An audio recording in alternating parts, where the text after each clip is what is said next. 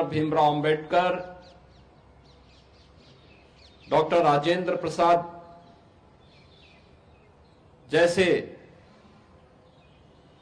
अनेक स्वाधीनता सेनानियों ने देश की आजादी के लिए पूरी मजबूती से नेतृत्व प्रदान करते हुए ब्रिटिश हुकूमत को भारत को स्वाधीन करने के लिए बाध्य करने के लिए मजबूर करना पड़ा। 15 अगस्त 1947 में देश आजाद होता है और उससे ठीक पूर्व डॉक्टर राजेंद्र प्रसाद जी के नेतृत्व में भारत ने अपना एक संविधान सभा का गठन भी किया। संविधान की प्रत्येक अनुच्छेद को एक माला के रूप में पिरोने का जो गुरुतर दायित्व था, यह दायित्व बाबा साहब डॉक्टर भीमराव अंबेडकर जी को दिया गया, जिन्होंने 26 नवंबर 1949 को भारत के संविधान का मसौदा तैयार करते हुए संविधान सभा को सौंपा और अंततः 26 जनवरी 1950 को यह देश अपना स्वयं का संविधान लागू करने में सफल हो पाया। भारत का संविधान हमें न्याय, समता और बंधुता के साथ जुड़ने की एक नई प्रेरणा प्रदान करता है। सम और विषम परिस्थितियों में यह उत्तर से दक्षिण तक, पूरब से पश्चिम तक पूरे भारत को एकता के सूत्र में बांधने में सफल रहा है। आज के इस अवसर पर जब हम भारत के संविधान के लागू होने के 75 वर्ष पूरा कर रहे हैं, इस अवसर पर भारत माता के उन महान सपूतों को जिन्होंने देश की आजादी को नेतृत्व दिया था, उन महान क्रांतिकारियों को, उन बलिदानियों को पुण्य स्मरण करते हुए उन्हें मैं विनम्र श्रद्धांजलि अर्पित करता हूं। 75 वर्षों की हमारी यह शानदार यात्रा हम सबको संविधान के लागू होने के अमृत महोत्सव के साथ जोड़ रही है। यह हम सबके लिए एक नए चिंतन को आगे बढ़ाने का एक अवसर भी है कि भारत का संविधान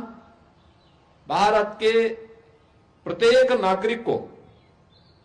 न्याय देने के लिए, समता मूलक समाज की स्थापना के लिए, आपस में बंधुता के सूत्र में जोड़ने का हमारा सबसे बड़ा मार्गदर्शक है। प्रत्येक नागरिक को न्याय मिले, बिना भेदभाव के न्याय मिले,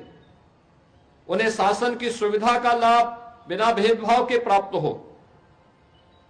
समाज में समता का माहौल पैदा हो और आपस में जुड़ करके पूरा भारत एकता के सूत्र में बंध करके अपने देश के समृद्धि के बारे में, सुरक्षा के बारे में सोचे। यह प्रेरणा भारत का संविधान हम सब भारतवासियों को प्रदान करता है। आज जब हमारा यह देश अपने संविधान को लागू करने के 75 वर्ष पूरा करके 76वें वर्ष में प्रवेश कर रहा है, तो स्वाभाविक रूप से हम सबके सामने जो एक लक्ष्य है कि विकसित भारत का निर्माण करना, ये विकसित भारत के निर्माण का मार्ग भी भारत के संविधान का अनुसरण करके ही हम कर सकते हैं। भारत का संविधान भारत की हजारों वर्षों की उस विरासत का भी प्रतिनिधित्व करता है जिन पर हर भारतवासी गौरव की अनुभूति करता है। यह हम सब के लिए अत्यंत गौरवशाली क्षण है कि संविधान की मूल प्रति में उन सबको चित्रों के माध्यम से भी अंकित करके प्रत्येक भारतवासी को उसके साथ जोड़ने की एक नई प्रेरणा प्रदान करता है। आज के इस अवसर पर जब भारत के संविधान के उस मूल प्रति का हम अवलोकन करते हैं तो हमें भारतीय संस्कृति की गहराई और उसकी ऊंचाई का अंदाजा हम लगा सकते हैं। इस अवसर पर अगर इस संविधान में भारत के प्रत्येक नागरिक के अधिकार हैं